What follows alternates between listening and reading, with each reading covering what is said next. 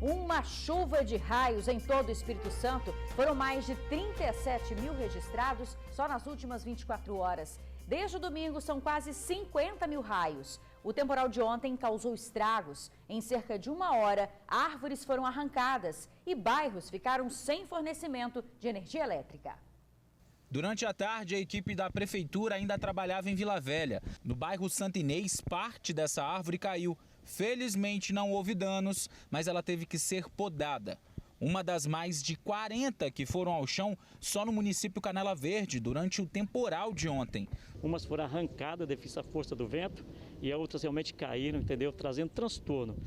7h30 da noite, às 19h30, a equipe já estava na rua junto com o prefeito, fazendo a retirada dessas árvores. Em cerca de 40 minutos de chuva e vento, 4 pessoas tiveram que deixar suas casas, segundo a Defesa Civil Municipal. Na realidade, Jaburuna ontem à noite é uma família só com 6 pessoas. Nós orientamos, avaliamos lá a situação.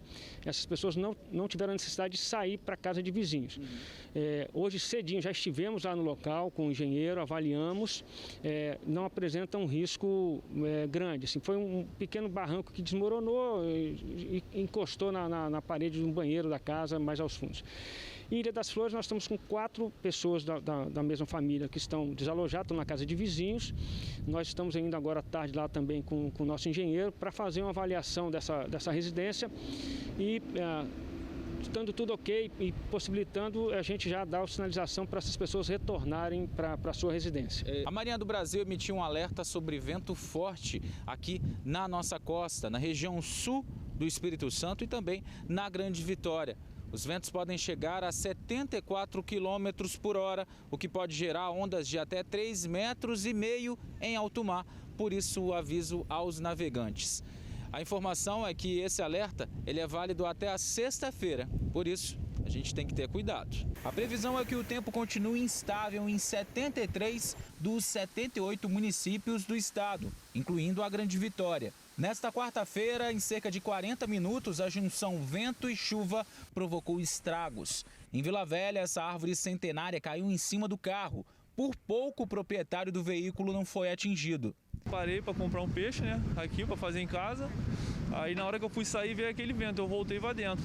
Nisso que eu voltei para dentro, que eu ia sair de novo, a árvore caiu em cima do carro, arrancou o poste e destruiu meu carro, No bairro Divino Espírito Santo, a chuva também alagou ruas.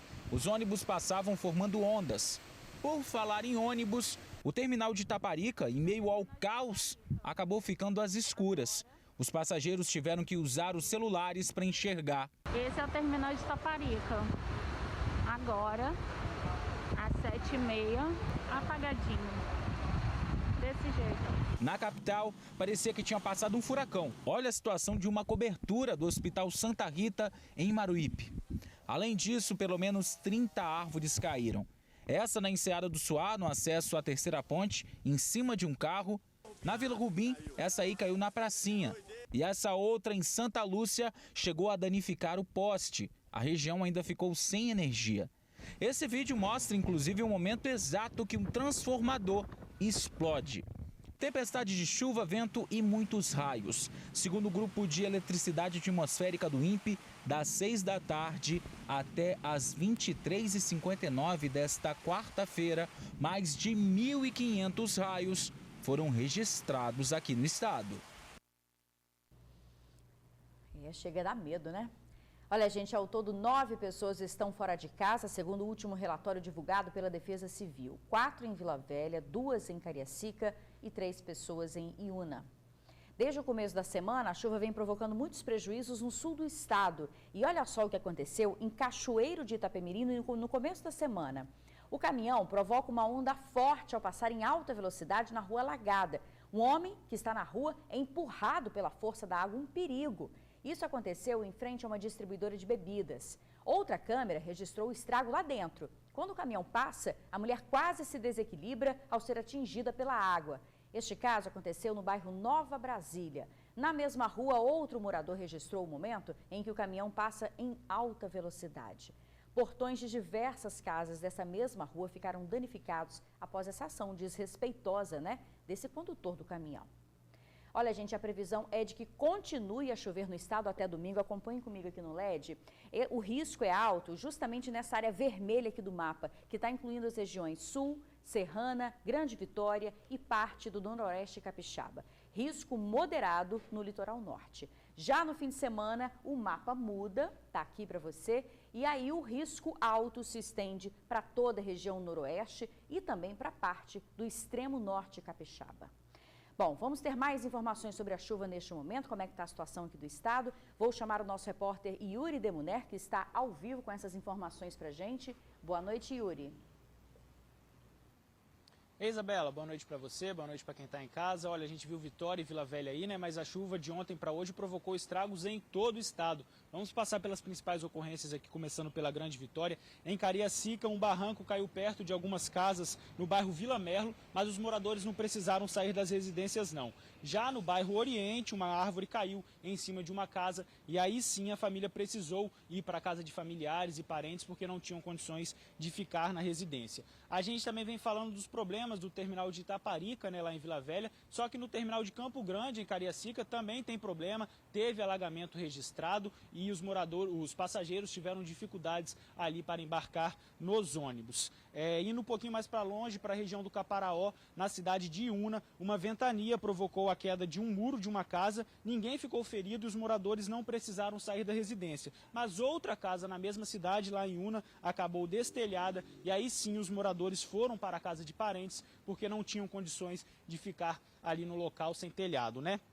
Casas destelhadas também foram registradas em Colatina e em Aracruz, no norte do Espírito Santo, e também na cidade de Alegre, lá no sul do estado. Em Domingos Martins, na região serrana, moradores foram orientados a sair de casa no distrito de Santa Isabel, porque fios de alta tensão, né, caíram lá no local e aí eles estavam correndo risco de tomar algum tipo de choque ali por conta desses fios que caíram na residência. Diante de todas essas ocorrências, né, e desses problemas registrados no estado, você deve estar se perguntando qual foi o local que mais choveu aqui no Espírito Santo. Olha, o maior acúmulo de chuva foi registrado na cidade de Afonso Cláudio, na região serrana, e aqui na Grande Vitória foi mesmo a capital capixaba, Vitória, onde mais choveu. A Isabela já adiantou aí no estúdio a previsão do tempo, né, para os próximos dias e também para o final de semana.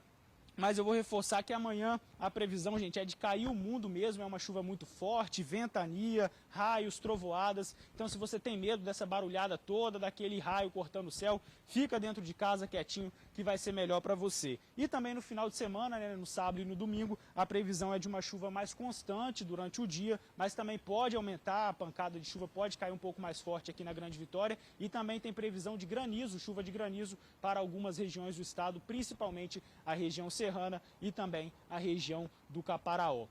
Então, final de semana de muita chuva, gente, ideal é para fazer aquela pipoquinha, botar aquele filme na TV, um chocolate quente, Isabela, e ficar bem quietinho em casa para não se molhar na rua, né? Eu volto com você no estúdio. Tá certo, Yuri. Obrigada pelas suas informações.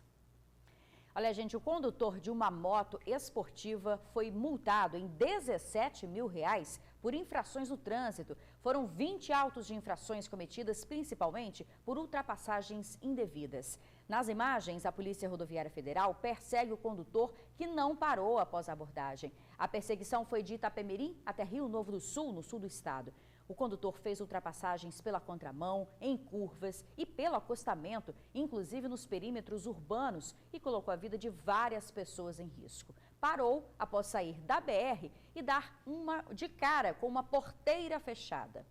Em outra ocorrência também da PRF, o condutor de um Fiat Strada, ao perceber uma fiscalização em Mimoso do Sul, foi para o acostamento, mas engatou a marcha ré, fez um retorno em uma curva sem qualquer visibilidade e fugiu. Acabou sendo abordado em uma lavoura de café, onde mesmo assim abandonou o carro, tentou fugir a pé, só que foi pego. O condutor estava com licenciamento vencido. Essas duas ocorrências aconteceram durante o carnaval. A seguir, em um mês de vacinação, 2,5% da população foi vacinada. A previsão é que até o final do ano todos estejam imunizados. É já já. Olha só como ficou uma carreta na BR-262 em Cariacica. O motorista teria tentado fazer uma manobra, mas o veículo acabou ficando preso e atravessado no meio da rodovia. A carreta chegou a bater em um poste, mas não provocou estragos. Um guincho foi até o local para retirar o caminhão. Segundo a Polícia Rodoviária Federal, o trânsito foi desviado para o bairro Vila Palestina. A pista agora já está liberada. Agora a gente fala da vacinação contra o coronavírus. O estado completou um mês de vacinação. Até agora, cerca de 2,5% dos capixabas já foram vacinados com a primeira dose. No interior, vacinas foram perdidas por causa da ação de vândalos. 133 frascos de vacina contra a Covid-19 perdidos. Esse é o prejuízo que uma ação de vândalos pode ter causado à saúde dos moradores de Rio Bananal, no norte do estado. Vacinas para combater outras doenças, testes para detectar a Covid, testes do pezinho, coletas de sangue e medicamentos também, tudo perdido.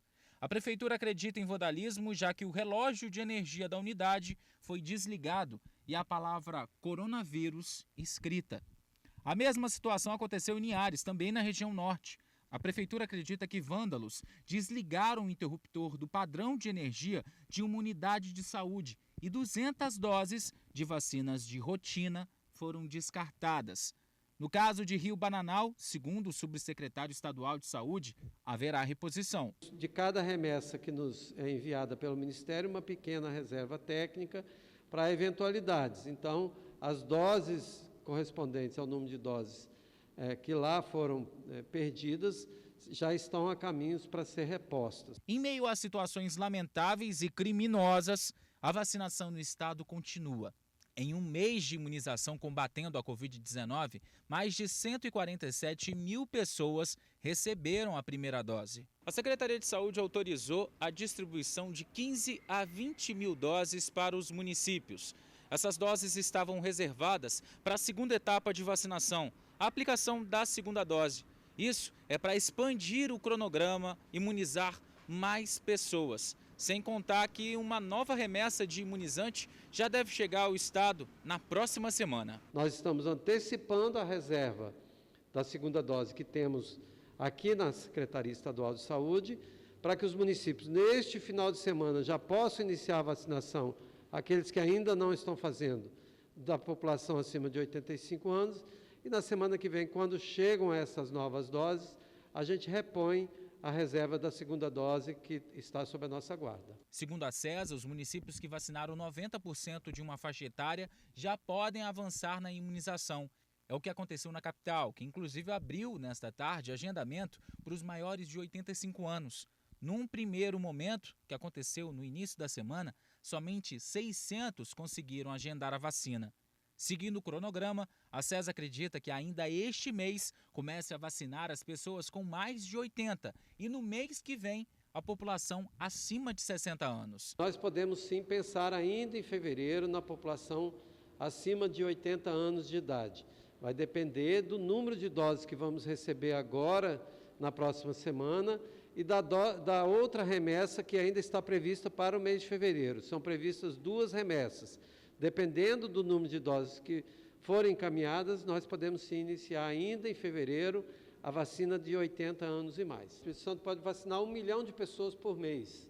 Então é muito alta a nossa capacidade. E se as doses chegarem no cronograma previsto, é possível que no mês de fevereiro a gente ainda possa vacinar a população com mais de 60 anos. Vale ressaltar que o Ministério da Saúde já divulgou um cronograma de envio das doses para os estados. A expectativa do governo federal é de imunizar a população até o final do ano. Se Deus quiser. Olha, sobre as vacinas em Rio Bananal, a Polícia Civil já iniciou as investigações, inclusive a perícia já foi acionada. E uma câmera pode ter flagrado quem desligou a energia lá da unidade de saúde. Vamos ver aqui no vacinômetro, gente, o número total de vacinados aqui no Espírito Santo já são 105.133, e isso são doses aplicadas da primeira dose. 462 já tiveram a segunda dose aplicada e a quantidade de vacinas recebidas ainda é de 207.420, distribuídas 171.458. Vamos mudar a tela porque agora a gente vai falar dos números de coronavírus. De ontem para hoje, 25 pessoas perderam a vida e foram mais de 1.000 casos registrados, isso somente nas últimas 24 horas. Nós temos no total 313.676 casos confirmados da doença, 6.234 mortos. e mais de 296.300 recuperados da doença. No próximo bloco, moradores de Jabaeté já podem voltar para casa. A Defesa Civil alega que não há risco do prédio desabar. Nós voltamos em instantes. Moradores do prédio em Jabaeté, Vila Velha, que corria o risco de desabar, já podem voltar para casa. Um parecer técnico da Defesa Civil Municipal garantiu que o local está seguro. Pela segunda vez em uma semana, os moradores do condomínio residencial Vila Velha, em Jabaeté, foram liberados para voltarem aos apartamentos. O problema começou na última quinta-feira, quando a Dislaine escutou um estrondo vindo do apartamento em que mora. O primeiro estrondo foi de quarta para quinta. Eu fui lá conversar com a síndica, né, a respeito do estrondo, das rachaduras que estavam no apartamento. Aí ela tentou ligar, né? Só que como estava muito tarde, não tinha conseguido. E quando ela conseguiu falar com o pessoal da Defesa Civil, ela esteve na minha casa. Aí ela conversando com o rapaz, aí de repente deu um outro estrondo. O local, que foi interditado por 2 vezes, acabou liberado nesta quinta-feira pela Defesa Civil. Na tarde de ontem, nós nos reunimos com a Caixa Econômica Federal. Eles atenderam a solicitação da nossa Defesa Civil de apresentar um relatório técnico sobre as patologias e o diagnóstico estrutural da edificação. Esse laudo foi apresentado, assinado por 4 engenheiros civis. A nossa engenheira da Defesa Civil avaliou este laudo e chegamos à conclusão que está perfeitamente seguro para as pessoas retornarem às suas residências. Apesar da liberação, os moradores que estavam hospedados em um hotel não estão se sentindo seguros para retornar. Eu não tenho coragem de botar a minha família ali embaixo, entendeu? Às vezes, por necessidade, eu posso até ir. Mas você pode ter certeza que eu vou correr atrás dos meus direitos. Até o início da tarde de hoje, nenhum morador do Bloco 13 tinha voltado para o condomínio. Durante a tarde, eles se reuniram com representantes da Prefeitura de Vila Velha para decidir se voltam para casa ou não. O maior medo de quem vive aqui é de que o prédio venha desabar. É muito grande esse medo, porque o barulho que eu escutei, igual eles deram no laudo técnico, no parecer técnico que eles deram, o barulho que eu escutei foi barulho de azulejo se quebrando. O vídeo, rapaz da Caixa, é porque eu escutei, eu não gravei o nome dele.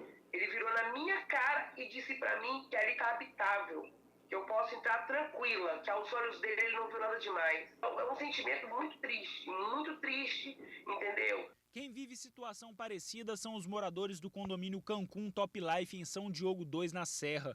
Eles identificaram problemas na estrutura da caixa d'água e um impasse entre os órgãos de fiscalização tem preocupado quem vive no local.